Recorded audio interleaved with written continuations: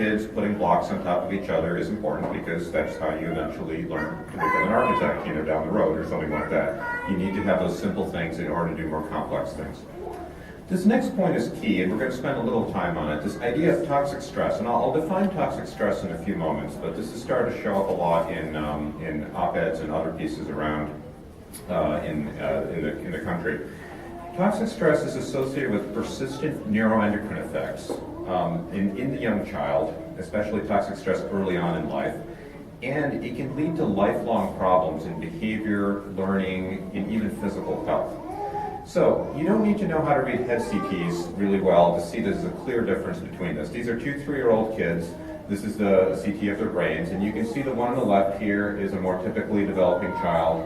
This is the child who underwent extreme neglect. You can see this head is much smaller. The brain doesn't look as healthy. It's not as neuronally dense. It looks shrunken.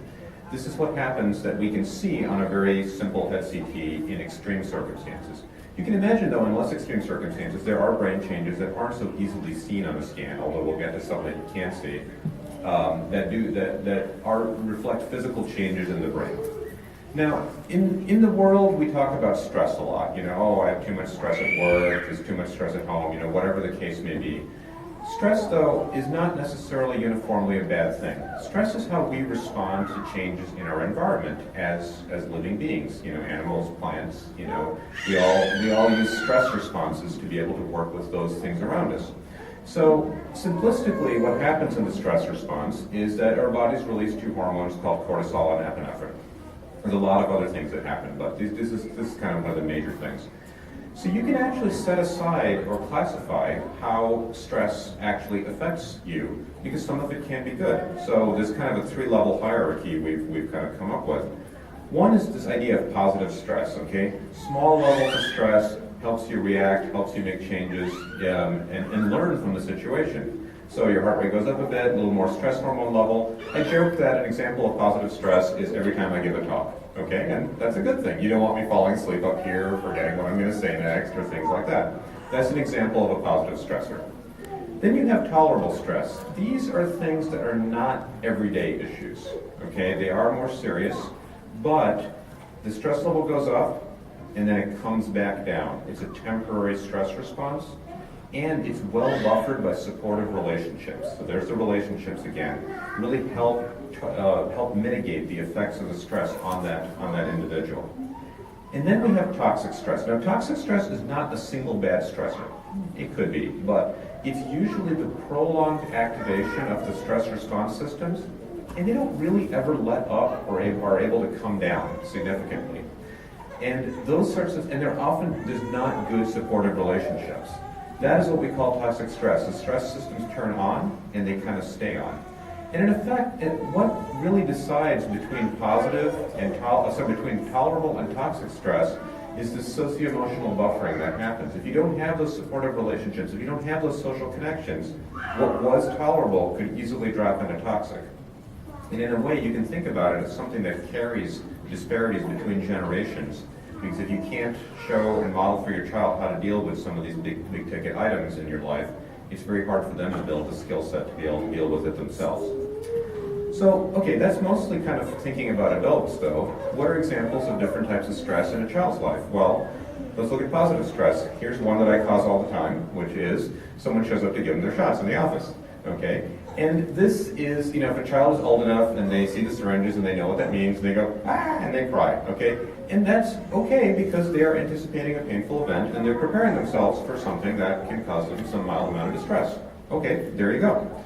Another one is a parent leaves on the first day of preschool. Okay, this is a separation from a caregiver that they are, obviously familiar with, and they don't know what's going on and they don't understand. But they react to it in a different form. They react to it with positive stress, and they try to learn to be able to try to coordinate these things and be able to respond appropriately. Okay, well, what about tolerable stress? These are things that shouldn't be happening every day in theory. Death in the family. Okay, serious illness in the family. Natural disaster. These are all examples of tolerable stress because hopefully the stress levels go up, but then they come back down and hopefully are well supported through good relationships. But what if it's worse? Okay, what if these things don't let up, and what if those supportive relationships aren't there? So examples are things like child abuse. Child abuse sadly tends not to be a one-time issue. It tends to be part of a longer pattern of things that go on. Parental substance abuse, homelessness. Again, these are things that tend to last over a long period of time. These are, for a child, sources of what we call toxic stress. Okay, so what happens in the brain? This is the one slide I have here of the brain. So there's three areas of the brain I want to focus on. One is what we call the amygdala. The amygdala is what activates the stress response. This is your fight or flight, your fear, your anxiety, act instinctually in some way. And in children who've undergone early adversity, early exposure to toxic stress, we see that their amygdala are actually larger. It's a lot like a muscle in early brain development. The more you use it, the larger that part of the brain gets.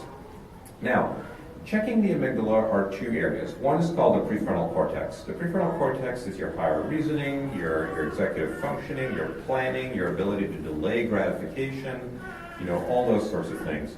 And we see that there's less neuronal density in kids who underwent early adversity. And when you do what we call functional MRI, where you can see how active that part of the brain is, we see there's actually less activity, again, in those kids who underwent early adversity. And then finally, we have the hippocampus. The hippocampus is really easy to measure on MRI. You can measure the volumes, and you can see that the volumes are significantly smaller in kids who underwent early adversity. And this plays a role in memory and mood. Now, in my clinical practice at Access Community Health Centers, I see a lot of families that are living in poverty, that are living in various types of adversity. And I see a lot of kids who come in to be evaluated for school problems, learning issues, behavior issues, ADHD, all those sorts of things. And what happens is, it isn't plain vanilla ADHD. There's often a lot more going on. And when I start digging in their histories doing my evaluation, I discovered that was often in the first 3 years of life. Domestic violence witnessed in the home, homelessness, all sorts of other issues. And what I think to myself is, of course, this is probably what's going on in this child's brain. The hard part being it's much harder to fix at age 7, 8, 9, 10, 11, 12, whatever age I'm seeing them at, versus trying to fix it when they were 1 or 2 or 3 years of age. And which is why I focus so much on the prevention